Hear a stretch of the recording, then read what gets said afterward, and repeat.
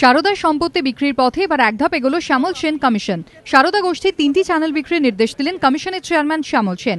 গত শুক্রবারই বিধাননগর আদালতে আমানতকারীদের টাকা ফেরানোর বিষয়ে সওয়াল করেন সারদা কর্ণধার সুদীপ্ত সেন। আমাদের এখন একটাই মাত্র উদ্দেশ্য, সেটা হচ্ছে আমাদের সমস্ত সম্পত্তি বিক্রি করে পাবলিককে দেয়া, পাবলিককে ফেরত দেয়া।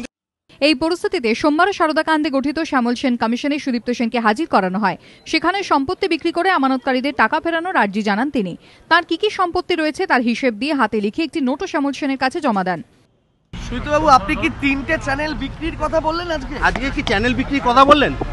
হ্যাঁ, সব সম্পত্তি আমাদের যা সম্পত্তি রয়েছে, হ্যাঁ, আমাদের মুভেবল ইউরোপের সমস্ত প্রপার্টি আমরা বিক্রি করার জন্য প্রপোজাল আগে দিয়েছিলাম। আমি প্রপোজাল দিয়েছিলাম, আমার ধারণা প্রপোজাল অ্যাকসেপ্ট হয়েছে এবং কোনো সেন্ট্রাল এজেন্সিকে দিয়ে সেগুলোও বিক্রি করানো হবে।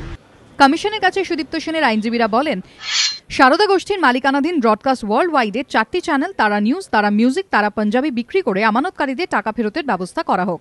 সেই আর্জি মেনে নিয়ে 4টি চ্যানেল বিক্রির প্রক্রিয়া দ্রুত করে ব্যবস্থা নেওয়ার নির্দেশ দেন শ্যামল সেন। পাশাপাশি সারদা গোষ্ঠীর সম্পত্তির হিসেব টাইপ করে তার আইনজীবীকে জমা দেওয়ারও নির্দেশ দিয়েছে কমিশন। ব্রডকাস্ট ওয়ার্ল্ড ওয়াইড মিডিয়ার যে কোম্পানি, সেটা বিক্রির ব্যবস্থা করার জন্য যথাযথ ব্যবস্থা যাতে নেওয়া হয় সেই ব্যবস্থা তদানীন্তন ব্যবস্থা করতে হবে এবং পরবর্তীকালে বিক্রি করে সেই টাকাটা কমিশন ইনভেস্টরদের মাঝে যাতে দিতে পারেন সেই মর্মে যে আর্জি করেন সুদীপ্ত সেন, সেটা আর্জি গ্রাহ্য হয়েছে। শুনানির দ্বিতীয়ার্ধে দক্ষিণ 24 পরগনার বিষ্ণুপুরে সারদা গার্ডেনের বিষয়ে আলোচনা হয়। সেখানে টাকা দেওয়া সত্ত্বেও 12টি বাংলো ও 4টি ফ্ল্যাটের মালিকানা পাননি এই অভিযোগে 16 জন কমিশনে আবেদন করেন।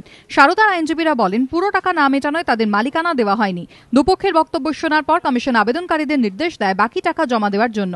টাকা পাওয়ার পর প্রাপ্য জমি ও ফ্ল্যাটের রেজিস্ট্রেশনের ব্যবস্থা করবে কমিশন। পরবর্তী ধাপে বিক্রি করা হবে সারদা গোষ্ঠীর আটক হওয়া 235টি গাড়ি ও শিলিগুড়ি সম্পত্তিগুলি নিলাম করবে কেন্দ্রীয় সরকারি একটি সংস্থা। এই মামলার পরবর্তী শুনানি আগামী 24শে জানুয়ারি। ওই দিনই সারদা গোষ্ঠীর সব ডিরেক্টরকে তলব করেছে শ্যামল সেন কমিশন। রাজশ্রী দত্তগুপ্তর রিপোর্ট, এবিপি আনন্দ, কলকাতা।